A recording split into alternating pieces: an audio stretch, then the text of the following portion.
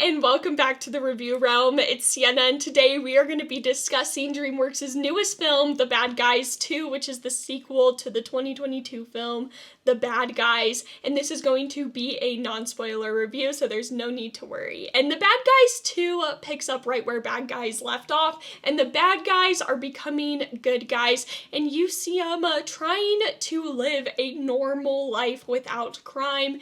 They are trying to find regular, everyday jobs.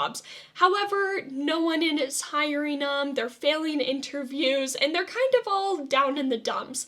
It's not really working out their way when they are then blackmailed / recruited from the Bad Girls, which is led by a character named Kitty Cat, and they now have to do a heist, but they are also trying to stay in their good ways while contemplating if maybe they should be bad guys or if they should continue to be good guys.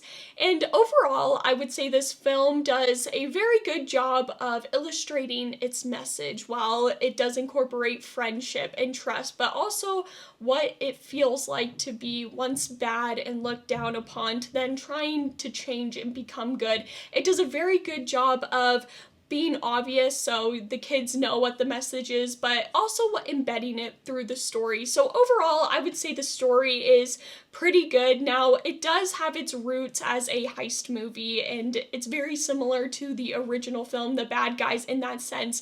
The heist and the action scenes is really where this movie thrives, and you can tell that they just put a lot of work and effort into those action scenes, and they turned out amazing.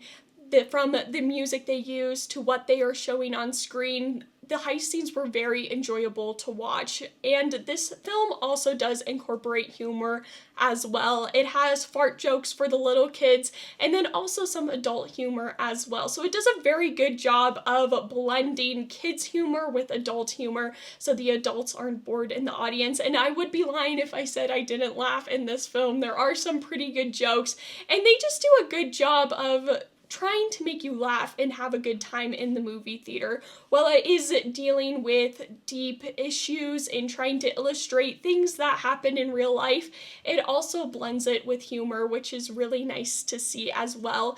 And the animation was done very well. Again, with the action scenes, that's really where the animation thrived as well.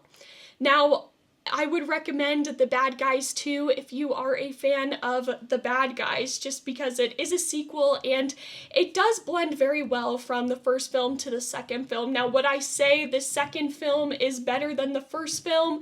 I don't know about that. The second film has a wide variety of settings, and they definitely did try to expand as well in the overall story, which I think it can make it seem almost confusing in some sense. I think they really could have narrowed down on the setting and the story they wanted to tell, because at some parts it felt like they were trying to tell two different stories. So I think if they would have narrowed it down a bit and not shown some of the things that they did show, I think it would have made it more cohesive and really put together much better. Instead, I felt like they were trying to do these bigger, awesome, crazy heist and cool scenes just to really get you into the film and try and beat the first film. However, I do think it was a bit much, and I'll actually kind of hurt the film as well. So I would say the first film is a better film. However, there are definitely a lot of references to the bad guys in The Bad Guys 2. So it's definitely worth, if you are thinking about watching this film, watching the first one. It is a sequel, so things do incorporate it. So you will miss out on some references and things of that nature. Now, there are references to other films. I will say that in this film, which as an adult, I've seen other films, so I would get it, but your little kiddos may not get Hannibal Lecter references. I will just say that.